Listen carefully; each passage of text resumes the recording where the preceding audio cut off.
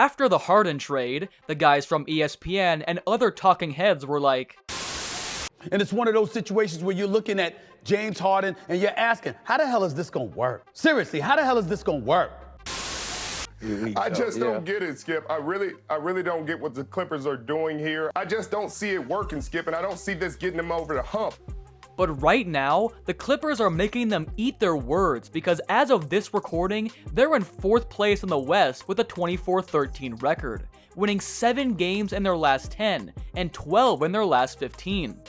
I mean, everyone thought the Clippers were headed for a disaster when they were 0-5 with James Harden, but all of a sudden, they won 9 straight games. The big three started clicking, and now they're one of the hottest rising teams in the NBA. So, what happened? How did the Clippers turn things around so fast? Well, in this video, I'll get to the bottom of this, and also be sure to stick around till the end of the video because you'll be surprised about the real reason behind their amazing turnaround. Anyway, let's jump into it. Now, the major reason why they're rolling right now can be pinned down to their big three, starting with the stellar play of Kawhi Leonard. We're aware that he's been hobbled with injuries the last couple of years, but this season is different, because Kawhi managed to stay healthy so far, and when he's playing at 100%, the claw will surely deliver just like in the good old days.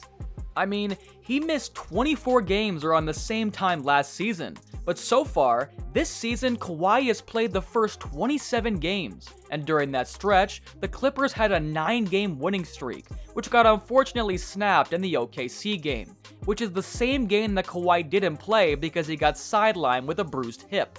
I mean, if he didn't get injured, we can argue that the Clippers' winning streak could have been extended to 16 games, and possibly continues up to this day. Anyway, speaking of their winning streak, Kawhi was nothing short of spectacular when they piled up those 9 straight wins. I mean, he averaged 29.3 points on 61.8% from the field and almost 50% from the distance. These are the numbers that the old, nonchalant, cyborg Kawhi Leonard would put up. And if he keeps these numbers up and stays healthy through the season, the Clippers are going to be a problem come playoff time, because we all know what a healthy Kawhi is capable of doing. He's a mid-range machine that is automatic when he gets to his spots, and his improvement in the 3-point range has been quite evident this season, which makes him more lethal offensively than he already is. On top of that, he got his hops back too, and the fact that he's still a menace on the defensive end just makes the Clippers squad extra tough to deal with. Now, on to my point number 2. The next reason behind the Clippers' shocking turnaround is that James Harden, yeah, the same guy that the media has been bad-mouthing about, seems to have it all figured out. I mean, in his first 5 games as a Clipper, Harden only averaged 15 points a ball game and dished out 4.2 assists while turning the ball over 2.2 times per game. Obviously, this was the adjustment period for the Beard as he was just feeling out his teammates and building chemistry with them. And 5 painful losses later, Harden used that as a learning process to get to know his teammates better and be familiar with the system. But according to ESPN's Zach Lowe's speculation, here's the real reason how Harden managed to adapt to his new environment. The comfort level he has running the offense. And after practice, damn near every day or after workouts, whatever, they work together. The extra hours that Harden spent with his bigs allowed him to get to know their tendencies, like how high or low should he pass the ball to them on pick and rolls, where's their sweet spots, and learn important details that would eventually help him be more acquainted with his new teammates. Once he had done that, Harden got comfortable with his new role and started to make the right reads, especially on pick and rolls. See, here's Harden in a 2-man game with Kobe Brown. After using that ball screen, Harden just zips it to Brown on instinct alone, which results in a walk-in-a-park bucket. The Knicks did a good job here on Harden initially after denying him the ball screen and forcing him to go to his right, but even though Harden has a tight window here, he's still able to thread a pocket pass to Zubac, who then floats it in. Now in this play, their offense started with a pick and roll between Harden and Zubac, but when Harden noticed that the weak side helper was sagging too much, he made the right read by swinging it out to the corner, and Amir Coffey made them pay by splashing it through. Harden embraced his role as a facilitator, and this is one of the reasons why the Clippers are thriving right now, since Harden can feed the other guys as well as find the open man whenever he's operating from the point guard position. See, from just averaging 4.2 assists a ball game in his first 5 games with the Clippers, that number has gone up to 9.8 assists during their 9-game winning streak, where also in 5 of those games, he tallied 10 assists or more. And along with that, his scoring numbers also went up while shooting with such efficiency. And in the last 10 games, Harden is basically averaging a double-double, highlighted by his 10 assists per game. And based on this, I think it's now safe to say that Harden has been successful in adjusting to his new role for the Clippers.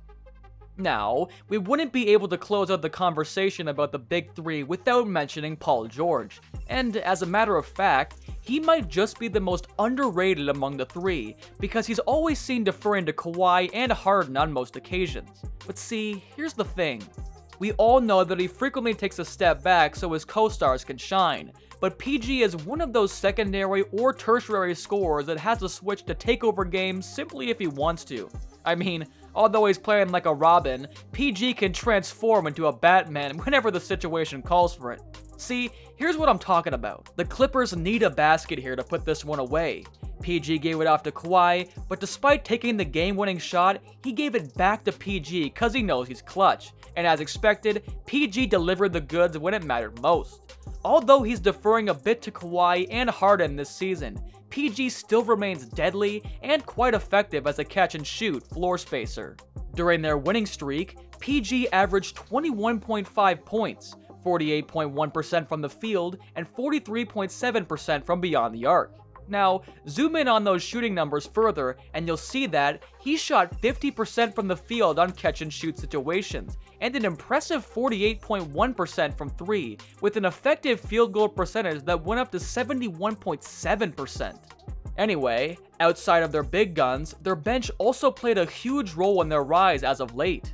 I mean, with the arrival of Harden, Russ had no choice but to take a back seat. But despite that, he showed why he's the consummate pro by coming off the bench and producing a mini triple-double stat line. Meanwhile, Norman Powell has been playing like the perfect six-man, averaging 13.4 points while shooting almost 50% from the field. And Harden's pick-and-roll partner, Ivica Zubac, is also playing really well recently with a near double-double on a high shooting clip. Aside from these guys, the other role players like Terrence Mann, Daniel Tice, and Bones Highland also deserve some recognition for their valuable contributions in limited minutes. The unexpected rise of the Clippers as of late can't just be pinned down to just one thing. I mean, it's not just because of Kawhi, Harden, PG, or even Ty Lue for that matter, but ultimately, it's a collective effort from the top to bottom with many moving parts involved that is working with such cohesion and chemistry. And given that the Big Three stay healthy and at peace with one another, this Clippers team will thrive on their backs for sure, and continue to ride the winning momentum they're in right now, with a possibility of carrying it through the upcoming playoffs.